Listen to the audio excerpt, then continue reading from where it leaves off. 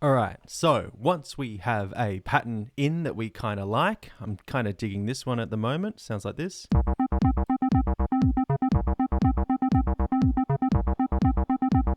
Play with the cutoff. Decay down.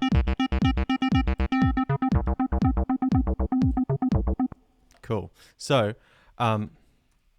once you've got a pattern that you like, what I want to do is show you how to change patterns. So the way to do that, it's easiest to start with one you've already got and then copy and paste it.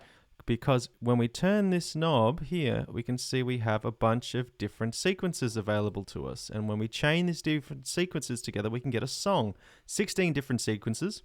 Let's take the first one. So go back to pattern 1, press copy, and then go to pattern 2, turning that knob, and press paste. So now they'll both be the same.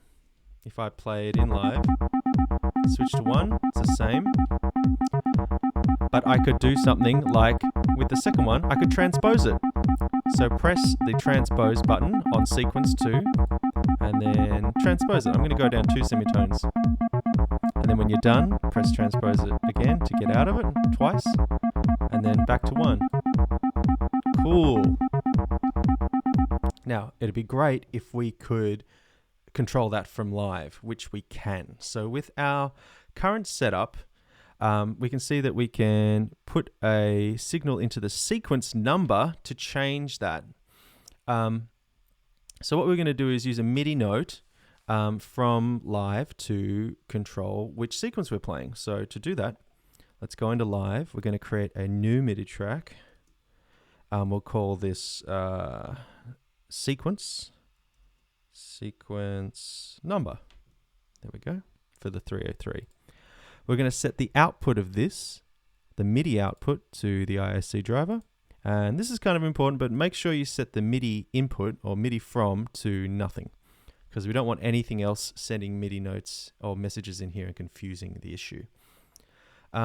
Great. And then before we do anything else here, we just need to understand what's going on with the phrase module here. When you right click on it, you can go down, and in settings, you'll see there's an option called sequence CV in level.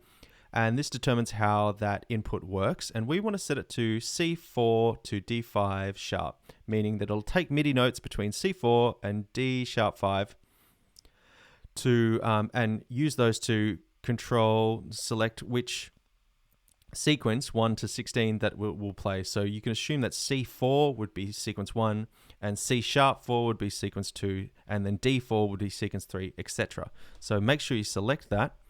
And so that means in our MIDI sequence, make a clip, and we want to put a note on C4. And we just want to play it once. I guess we don't. Well, you could leave it looping. Doesn't really matter. Yeah, leave it looping, turn it off. It won't affect us, I don't think. So on C4, and then we need something to get the message into there. So the trick is, with our current setup and using the clock, creating a clock with the arpeggiator, what we need to do here to make sure we don't get any crosstalk is to set the MIDI out on the sequence track to channel 2.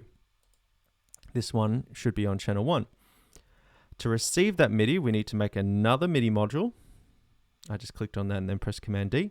Take the volts per octave output, which is essentially the notes from MIDI, and plug it into our sequencer.